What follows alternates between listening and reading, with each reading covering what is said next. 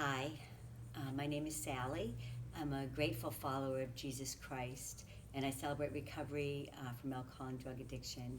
I still struggle with some codependency, maybe some control, and it's still a journey. I'm not healed. I won't be till I get to heaven. So I'm grateful to be here, grateful for Celebrate Recovery. So I was asked to tell my story, so this is my story. Um, I am the youngest of three children. I was raised in Massachusetts. Um, my father was alcoholic. My mother, too, also codependent. Um, so I was raised in a family where there was a lot of emotional abuse. My father was a very violent drunk. He would beat my mother up, and we would just watch it. And just the verbal abuse, emotional abuse was devastating. Although they were both successful. My dad worked in the government, and my mother worked in a bank. Might have looked like a good family from the outside, but there's so much dysfunction. And you know, my mother would make sure we went to church every Sunday, and they would drop us off, and then they would go drink. And I was thinking about that today when I was thinking about my story. How how could I have trusted a God that would allow that to happen in my eyes as a child? I'd go home and there'd be such dysfunction and violence, and I learned horrible messages that certainly were contradictory to what I heard in church. Like it was okay to lie, it was okay to cheat, mistreating people. That's the kind of messages I heard in my family. So even though I went to church every Sunday, I didn't learn to trust God. I didn't learn to, obviously He doesn't care about me because look at the way my life is. It wouldn't have turned out this way if He really cared about me. I mean, I think that was my thought process as a young person.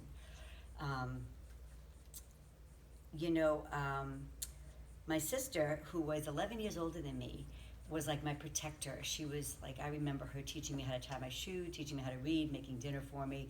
I just remember her just being there for me, almost like a second mother. And when she got married, I was only 10 years old.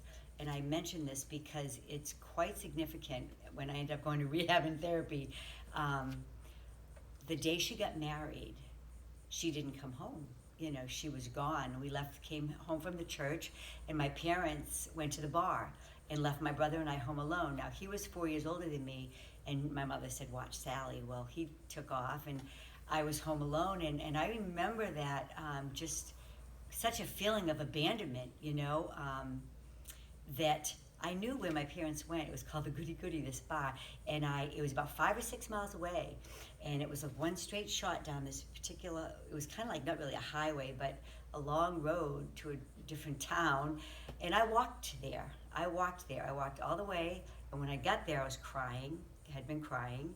When I walked in, everybody turned around and laughed at me. I'll never forget that. It was devastating.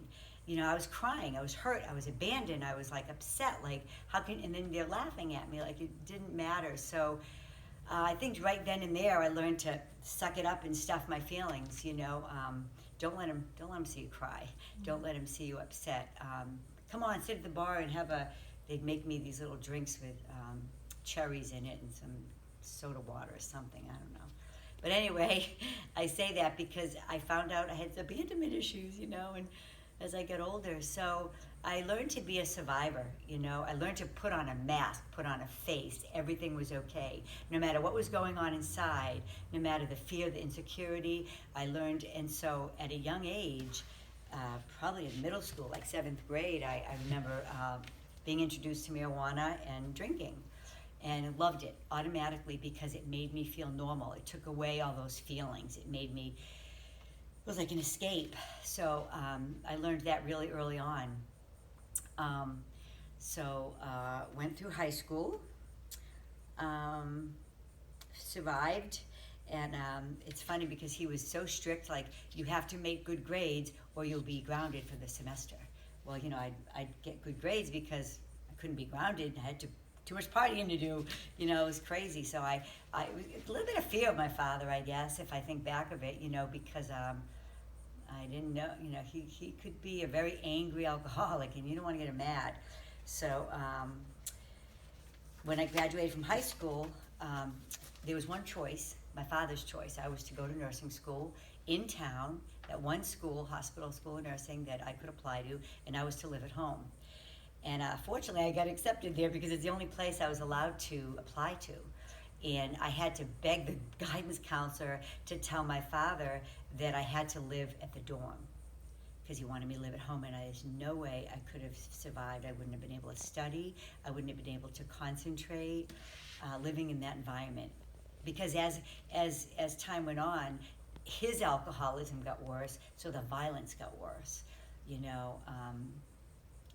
And since I was the youngest, it would get pretty severe. I remember times, you know, when my mother was hurt badly enough to go to the hospital, you know, and seeing that, experiencing that, and having to lie, like, oh, she fell, or, you know, that big elephant in the room that nobody talks about. And to this day, I don't, that elephant's there, and I'm going to talk about it because I think it's important, you know, that we don't cover things up or hide things.